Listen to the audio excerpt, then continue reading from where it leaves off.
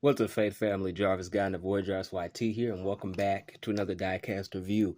Today, we're going to be taking a look at the Hot Wheels Fire Eater, which was first introduced in 2002 as a mainline. And as you can see right here, this is a pretty standard fire truck. Obviously, quite a bit of wear and tear, which can be forgiven. This car is like 21 years old at this point, which is kind of hard to believe, but I think even harder to believe is that this isn't the oldest diecast that we reviewed on the show. I remember we did the fire and rescue emergency response sort of. I think that was another fire truck vehicle, and it was so old that we couldn't find any details on it. And I think at that point it was already 50 years old. So we always like to honor classic cars on here.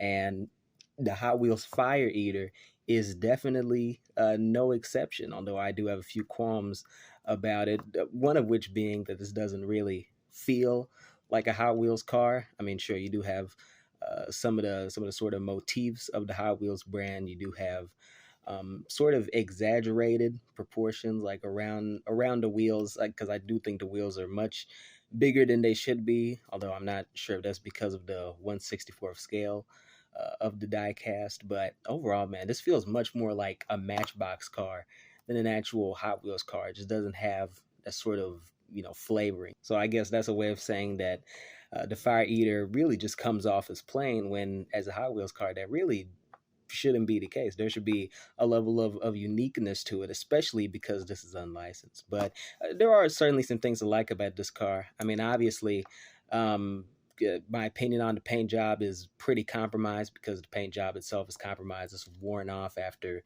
21 years of usage. So I'm not really going to critique that. That's really nothing they could have controlled. And honestly, the fact that the Fire Eater is mostly still coated in paint, keyword being mostly, after all these years, I think that's commendable enough. So that's about all I have to say about the painting. But I think the elements up here, where it is the metal component for the headlights and I guess like a logo here, I don't think that would suggest any sort of actual function on the fire truck. But yeah, just a suggestion they used with the metal material. That's very cool.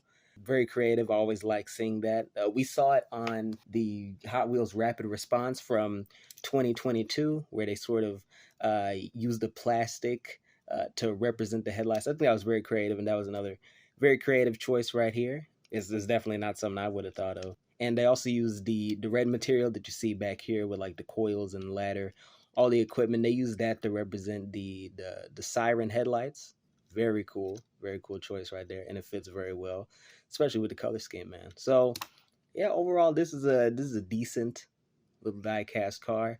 And in terms of recommendations, I definitely would not recommend this thing. It's gonna be an absolute bitch to find, and so whatever money the people on eBay are gonna charge you for it, this is definitely not worth it. This is like one of those things you'd only buy if you find it like a toy show and the other person doesn't exactly know what they have. And honestly, I wouldn't even spend more than $5 for this, because I think with its age, $5 would be somewhat of a fair price. But realistically, if someone knew what they were doing, they would be charging a lot more for that. And if they didn't know what they were doing, then they're an asshole for charging you $5 for it. They don't know how valuable this thing is, but if they're selling this for $5, then they're selling something else for $5, and that's about as miserly as it gets.